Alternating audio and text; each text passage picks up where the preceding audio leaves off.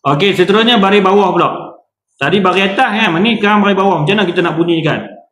Okey, sin sama dengan S, konsonan I, koma terbalik di atas. Terus terbalik. Si.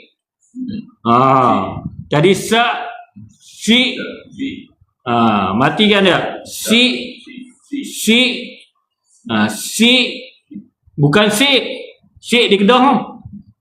Ni sebut si. Si. Mati terlekat. Mati terlekat. Terlekat macam suara terlekat. Si. Si. Sebab apa dia di hujung halqum, pangkal halqum. Si. Okey, seterusnya sin sama dengan S, vokal I, konsonan H. Tadi sah. Sekarang kita nak sebut apa? Si. Si. Si. Jangan si. Si. Sebab apa kita nak sebut si? Bahasa Melayu kasih. Kasih lagi apa? Lagi apa lagi? Masih. Masihkah kau ingat? Kan? Bukan masih. Kasih. Arab dia si. Si. Baca kalau kita baca Melayu ni, kalau tak berguru dia jadi apa?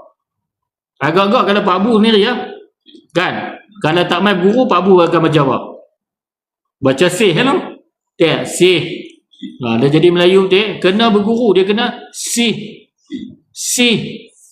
Si. Jangan lepas banyak pula si. Si. Kasih. Tak mau macam Melayu si.